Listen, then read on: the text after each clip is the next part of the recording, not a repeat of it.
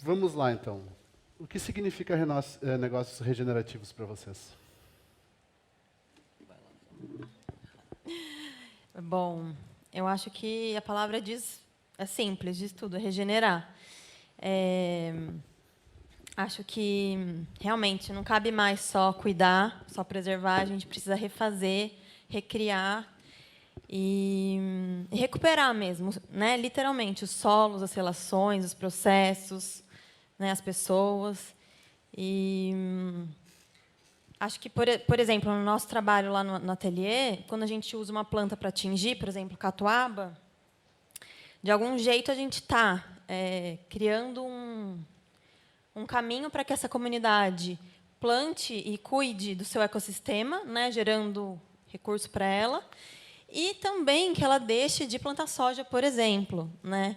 Então, no Vale do Urucuí, a gente está fazendo um trabalho agora com índigo junto com algodão, e a ideia é justamente que, plantando índigo, esse índigo vai gerar 3 vezes o lucro da soja, e que os pequenos agricultores que, hoje em dia, né, a gente pensa a soja muito como só grande escala, mas hoje muitos assentados de pequenos grupos estão plantando soja. Então, faz com que as pessoas deixem de plantar soja e comecem a plantar uma planta junto com várias outras que vai fertilizar solo, regenerar, potencializar o impacto na água. Então, enfim, tem várias maneiras de regenerar. Mas, no meu caso, a gente olha muito para a terra, para o solo, para as fibras, para as plantas, para as cores, e tenta, através disso, criar essa sinergia com as pessoas que produzem e, enfim, com as matérias-primas mesmo dos locais que elas trabalham, que elas vivem. Olhando para toda a cadeia, né? Exatamente. Dario, o que é negócio regenerativo para você? É bom que a Flávia deu tempo para pensar um pouco.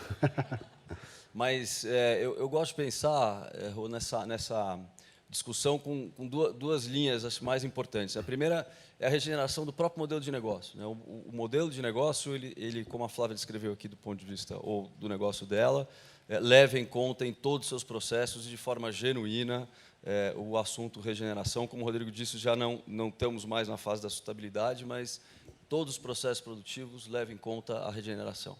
E aí, obviamente, com muita maturidade para saber que a gente vai conseguir, em alguns dos processos, a gente vai conseguir obter sucesso com a regeneração. Não em todos. Né? Essa discussão, essa dualidade, essa inconsistência que a gente vai ver no mundo dos negócios o tempo inteiro, de não conseguir, de fato, regenerar, é muito presente. Mas o que é muito relevante é essa vontade genuína de você conseguir, nos seus processos, estar sempre regenerando. Né? No caso da mata, hoje, a gente está tentando uma briga conta um pouquinho aqui. da mata. Você está tentando fazer isso há muito tempo já. Né? Criou a mata há quase 10 anos. 10 anos. Conta um Vou pouco contar. da história, o desafio. Só contar essas duas frentes, eu conto. Nesse caso, no caso da mata, a gente que está aqui nesse lugar lindo do Nibis, mas a briga contemporânea da mata é a gente conseguir substituir o concreto por madeira na construção civil.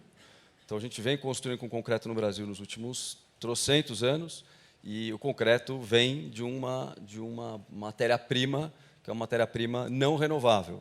A construção em madeira é uma matéria-prima renovável. Então, você planta, né, num pasto ou num lugar que já estava degradado, planta um pinus ou um eucalipto, transforma isso numa matéria-prima, se absorve carbono nesse processo, no campo, e fixa o carbono na cidade, nas construções. Então, tem um pouco do processo construtivo. Né? Mas o segundo que a gente pode falar depois, o meu segundo pilar da regeneração, talvez seja mais importante, que é o do ponto de vista humano. Né? A sustentabilidade está muito voltada para a dimensão humana. A gente fala muito das empresas, dos outros, do mundo, mas a empresa que proporciona a transformação do indivíduo, para que o indivíduo possa ser um indivíduo regenerativo, essa é uma empresa que está contribuindo com esse novo papel de regeneração. E isso a gente vê muito pouco. Né? Essa dimensão das pessoas, do indivíduo, a importância de que, além do processo, a empresa é feita de pessoas, e eu gosto muito da frase de que você quer mudar o mundo, começa mudando a ti mesmo. Né? E acho que esse é é um grande passo que ainda está no comecinho. Eu falo da Mata?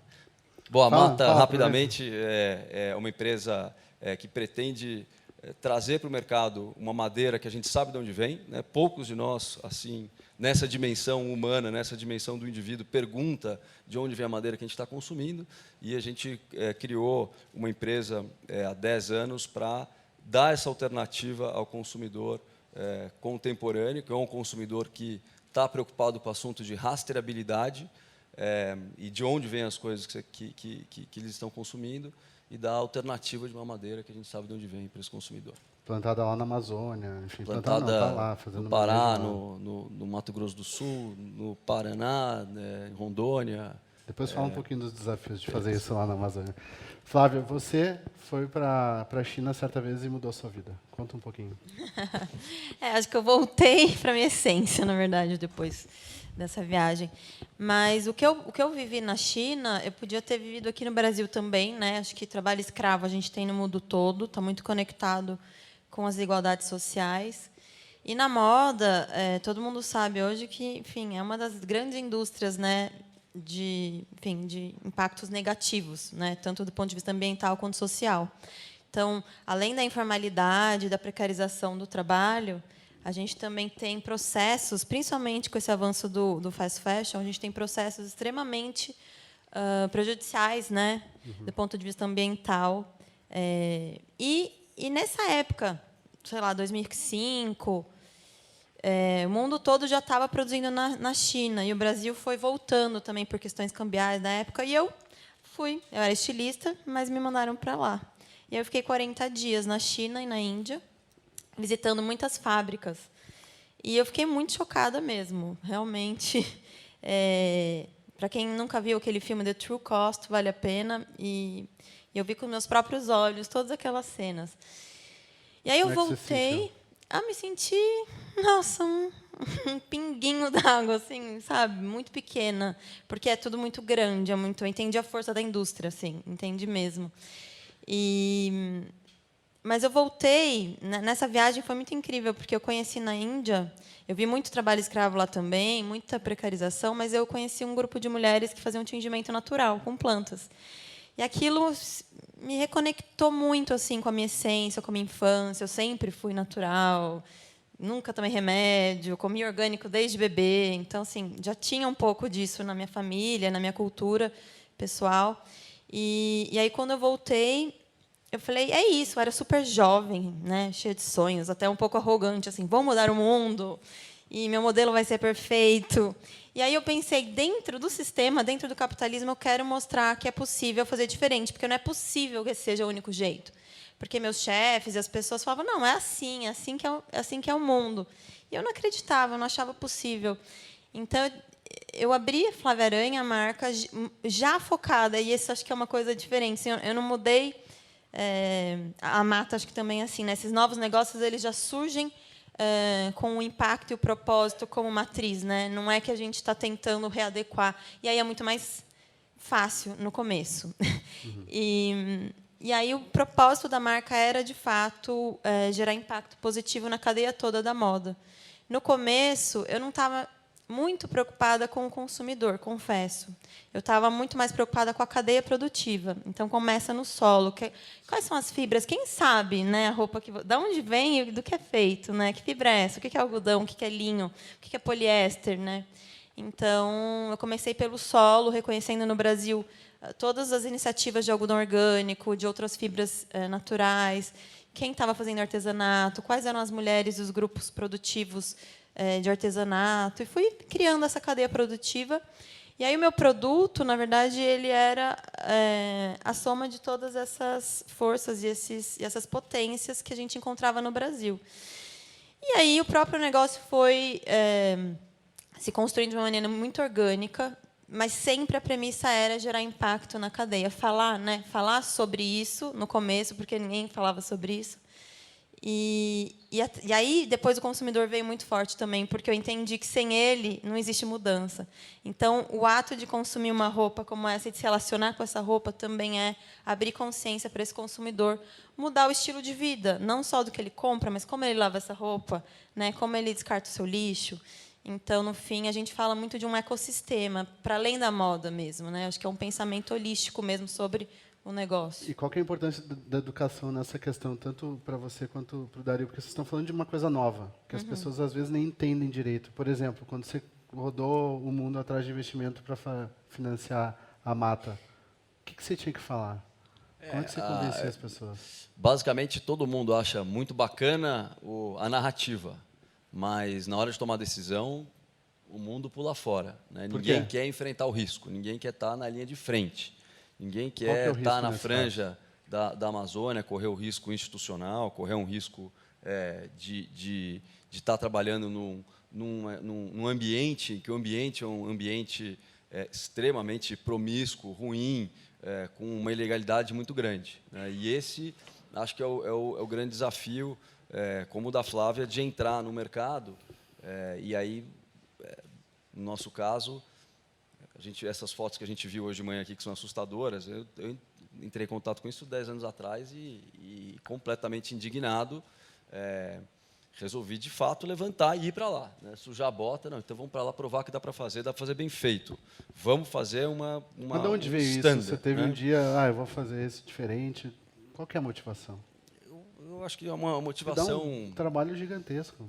Só dor de cabeça. É só dor de cabeça, né? Mas por isso que acho que o empreendedor ele é pouco racional, como diz o Alê, né? A gente vai na emoção. O empreendedor tem uma energia que é uma energia que vem de dentro, vem do estômago, né? E a gente acredita e vai fazer, independente do esforço que vai ser necessário. Mas a gente foi atrás, né? A gente não conseguiu recursos lá fora, mas a gente conseguiu recursos institucionais de brasileiros que estavam comprando essa causa junto conosco. São milhares de brasileiros, são fundos de pensão, bancos de desenvolvimento, todos compraram a causa de produzir madeira, que a gente sabe de onde vem, no Brasil inteiro e também na Amazônia, né, com maneira sustentável e responsável. Quando a gente começou a fazer a operação, todos os funcionários diziam, não é assim, aqui não faz assim. Aqui a gente não faz assim. Nossos funcionários cumpriam a jornada de trabalho, carga horária. Eles voltavam para casa 3 horas da tarde. A turma achava que funcionário da Mata era tudo vagabundo. Que volta para casa... Trabalhar pouco. Tem que cumprir a regra no Brasil já é uma loucura, né? Já é uma gincana, você conseguir cumprir a regra. Mas a gente foi além. A gente resolveu certificar a certificação FSC, que é o maior esquema de florestas do mundo. Depois a gente virou uma empresa B, né? Como a Flávia, como a Alê, a gente virou uma empresa B. Uhum. E aí a gente foi transformando o sistema de dentro para fora. Agora, mudar o sistema de dentro para fora tem o seu custo. Né? Nesse ano, a mata está sendo processada por desmatamento ilegal na Amazônia. Por desmatamento ilegal na Amazônia, com uma operação que envolveu 60 empresas e a mata entrou junto. Como é que a gente se diferencia? Quer dizer, como é que empresários do bem, com as suas certificações, né, que são dadas por uma terceira parte, não pela operação, que se expõe desse jeito, consegue se diferenciar do empresário tradicional, do empresário comum, daquele que está lá há 50 anos e, como diz o Gustavo, só quer ser feliz. Né? Não tem nada de errado, ele só quer ser feliz, mas ele não aprendeu a fazer certo. Né? Mas é o momento em que esse grupo de pessoas, esse grupo de empresários, esse grupo de empreendedores se junta para dizer, não, nós somos diferentes. E a gente vai se diferenciar. E vamos continuar caminhando para frente, não para trás. Né? Uhum. Então, empreender na Amazônia, né, e empreender, e não só na Amazônia, mas empreender em setores como o da Flávia, que são profundamente complexos do ponto de vista de ilegalidade, de trabalho escravo, de qualquer outros problemas que tenham, que são conectados com uma gestão antiga, né, com um modelo de negócio antigo, pressupõe essa loucura que é uma tomada de risco que é empreendedora, que não é racional. Por isso que o investidor internacional ele não entra, ele não topa essa, ele não quer. E aí a gente perde muito com isso. Né? Uma amiga minha que trabalha no setor de moda, numa empresa grande, disse que o comprador foi na Índia comprar e foi super bem recebido, tudo bonito. Chegou no lugar, a fábrica era maravilhosa, a bermuda custava $3 e eles iam vender por 70 depois. E aí tem essa coisa a gente vê, passa na Paulista, qualquer lugar, um monte de gente, um monte de sacola, dessas roupas de marca, roupas descartáveis, tudo mais.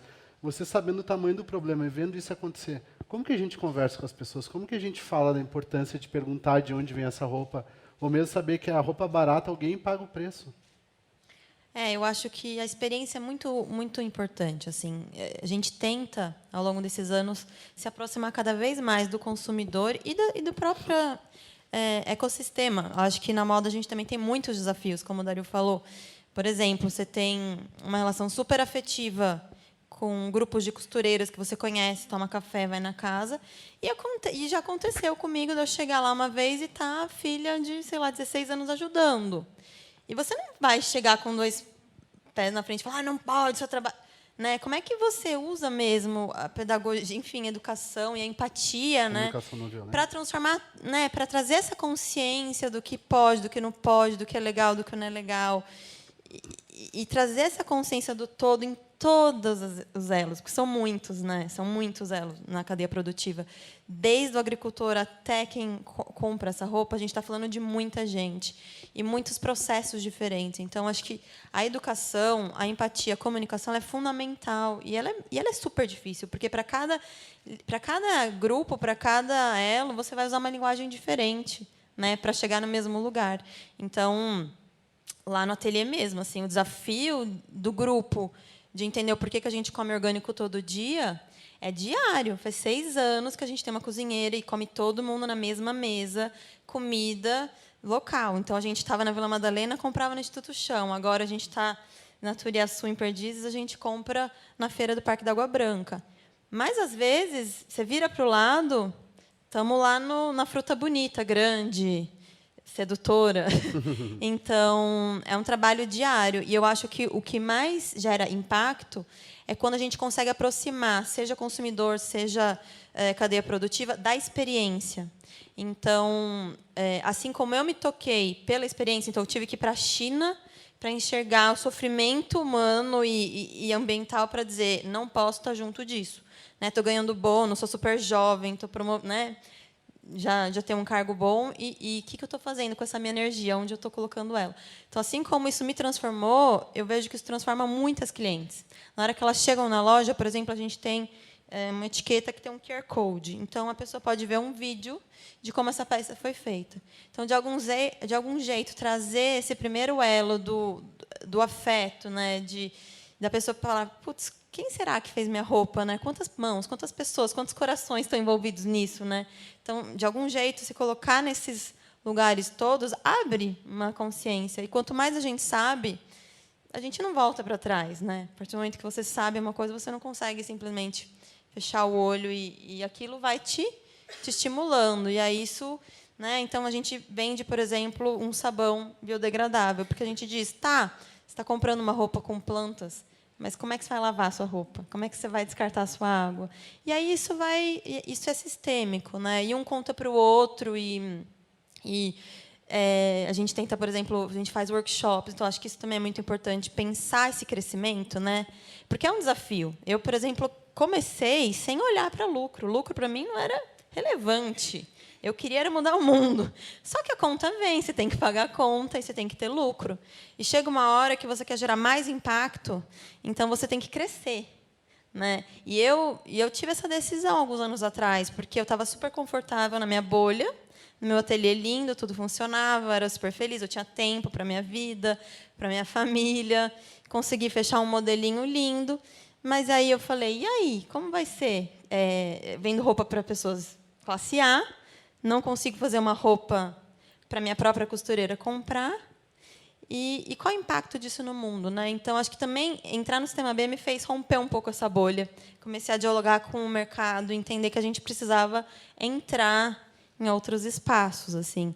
E aí fui entendendo que precisávamos crescer, sim, mas não necessariamente fazendo mais roupa, mais lojas, mais números. Talvez a gente tivesse que crescer numa visão mais holística do próprio modelo de negócio. Então, a gente começou, por exemplo, a vender conhecimento. Tudo que a gente aprendeu nesses anos, a gente faz workshop, consultoria.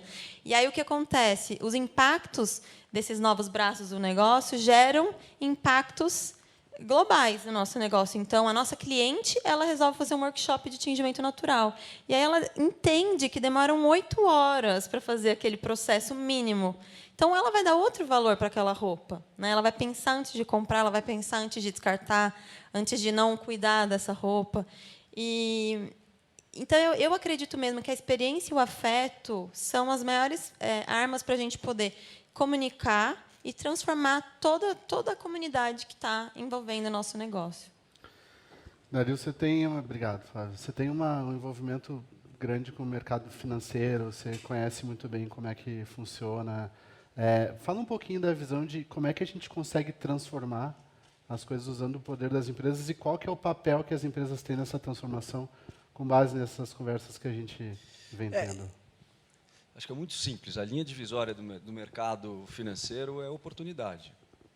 E o que está para a esquerda negativo, que não é oportunidade, está dentro do mundo institucional, fundacional e de ONGs, que tem um mundo extremamente importante, complexo e uma série de atividades que precisam ser tocadas a fundo perdido. O mercado financeiro ele parte daquilo que é oportunidade. E o que a gente está vivendo, essa geração, né, escutando a Flávia falar que esse esforço todo é um esforço de um empreendedor que está tentando fazer com que o seu modelo de negócio atenda a uma demanda de um consumidor. Um consumidor que está pronto para consumir Flávia Aranha, que está pronto para consumir Manterra. Tem um consumidor que está pronto. Os millennials estão aí, daqui a 2020 eles vão ser os maiores consumidores do mundo e eles vêm com um chip diferente do nosso. Essa turma está com um chip diferente do nosso. Esse esforço que a gente está aqui falando de convencimento é para a nossa geração. Eu sou muito otimista com relação a isso. Eu acho que a gente tem uma demanda, do ponto de vista de estratégia, a gente tem uma demanda de um consumidor que não está sendo atendido hoje, que é o consumidor que está buscando produtos que são rastreáveis, que ele precisa entender de onde vem o produto que ele está consumindo, ele quer saber o que tem na geladeira dele, ele quer saber o que tem dentro do armário dele, de onde vem, como foi produzido. No mínimo, se aquilo ali, de alguma forma, afeta o meio ambiente ou negativamente as pessoas, ele não vai querer ter dentro da casa dele, porque aquilo pesa dentro da comunidade dele. Ele tem vergonha de chamar um amigo na casa dele, abrir a geladeira ou abrir o armário e ter uma Zara. Ele tem vergonha. Eu convivo com muita gente assim. Então, é um assunto geracional. O mercado financeiro não está pronto ainda para ver essa estratégia, porque talvez não tenha prazo definido. O mercado gosta de prazo definido. Quanto tempo? 3 anos? Eu preciso sair em 5 anos? Eu preciso investir agora? Mas que é uma linha de tendência, que pode ser que não aconteça em 5, em 10, mas a gente consegue, na nossa geração, ver essa oportunidade de sair de um negócio que não tem conexão com esses consumidores para um negócio que possa ter conexão com esses consumidores. Eu não tenho dúvida. Os negócios que não têm conexão com esses consumidores, só têm conexão com os consumidores antigos, eles vão virar uma fábrica de fax, de telex, de telefone com... É isso. Então, se vocês não começaram na empresa de vocês, comece a prestar atenção. Tem alguma coisa errada, né? Tem um consumidor contemporâneo que está querendo coisas diferentes. Então, é natural a gente não ter o mercado financeiro olhando com veemência esse tipo de coisa, mas aquele que já enxergou a oportunidade, ele está entrando não para gerar impacto, mas porque é uma oportunidade. Ponto. É uma oportunidade de geração de valor. Tem muita gente que fala, não é bom mocismo, né? Não é abraçar árvore, é uma oportunidade. Que é uma perspectiva também, né? Agora, uma última pergunta aqui para a gente falar um pouquinho, que é sobre essa questão que a gente vem falando aqui com outro nome podemos chamar de bom senso, que é isso, todo mundo quer ser feliz, no final das contas, né? Como que a gente encontra esse lugar de diálogo, de conversa? Porque a gente ficava falando do mundo financeiro, é muito diferente do mundo das costureiras lá, é muito diferente do mundo onde as pessoas estão trabalhando em condições análogas ao escravo, mas onde que está o caminho do meio nesse caso, que foi uma outra expressão que surgiu hoje aqui? Bom, vou te dizer assim, uma experiência pessoal. Quando eu comecei Flávia Aranha, eu era super radical. Assim, a minha roupa era super poética, eu tinha uma coisa muito conectada com um afetivo, mas eu era super radical. Eu não conversava com algumas empresas, eu não dava 2 passos para frente, eu não dialogava. E com a maturidade, assim, acho que do negócio e a minha própria idade, minha própria experiência mesmo, foi me levando para um lugar em que é preciso romper as bolhas mesmo. Se a gente fica num lugar muito isolado, a gente não se comunica. E o mundo é feito de muitas pessoas, né? Você pode ter uma comunidade ideal, sozinha, isolada, mas ela vai ser, de algum jeito, conectada pelo mundo. Então, se a gente é um todo, de fato, a gente precisa encontrar essas maneiras de comunicar, de se conectar, e sem perder valor, sem abrir exceção. Então, para mim, caminho do meio não é dar alguns passos atrás no que eu já faço. Eu acho que, dos meus valores e do meu propósito, eu estou sempre querendo dar um passo para frente. Então, o que eu ainda não resolvi, qual o problema que eu ainda preciso cuidar. Mas, na comunicação, na interação, no dar a mão e falar, então, vamos junto, vamos fazer uma parceria, uma colaboração, eu acho que isso é muito positivo, porque, de algum jeito, você está gerando impacto em outros negócios, em outros sistemas, em outras comunidades, e está plantando sementes para uma transformação. Então, é muito importante, eu acho, que poder dialogar com o maior número possível de camadas, assim, né, da sociedade. O bom senso não é pop, né? Nós estamos num momento extremamente complexo da sociedade, não é só na brasileira, mas no mundo inteiro, onde o bom senso não é pop. O caminho do meio não é pop. Como é que a gente se faz ouvir num mundo em que todo mundo só grita, né? E a radicalização passou a ser a verdade, o nosso dia a dia. E se você não tem um ponto radical, você se esconde. O bom senso está dentro do armário, está dentro de casa. As pessoas que têm o caminho do meio estão dentro de casa, não estão falando. Só quem fala é quem é radical. Se eu sou a favor da reforma da Previdência, eu sou bolsonarista. Se eu sou contra a lei do armamento, eu sou a favor do Lula livre. Quer dizer, não existe bom senso na discussão hoje nas redes sociais, não existe bom senso nas notícias que a gente lê, do que as pessoas, as lideranças estão falando, né? E é muito triste, porque a gente viu hoje foi um exemplo disso, de que o futuro está no caminho do meio. Então, quando é que esse futuro vai chegar? Como é que a gente vai acelerar esse processo de transformação positiva que está no caminho do meio, se a gente ainda está na polarização, né? Isso deixa a gente desanimado, porque, pô, eu queria começar essa transformação logo, né? E se a gente ainda está vivendo esse mundo, nós não estamos na transformação. Então, esse tipo de pessoas aqui reunidas, né, pessoas humanas de negócio, o Sistema B, como que reúne todos os empresários, ou deveria reunir todos os empresários que estão pensando no caminho do meio, são iniciativas que iluminam o lado positivo do indivíduo. Ilumina essa racionalidade, ilumina o caminho do meio, ilumina o bom senso, ilumina a natureza da maioria de todos os indivíduos.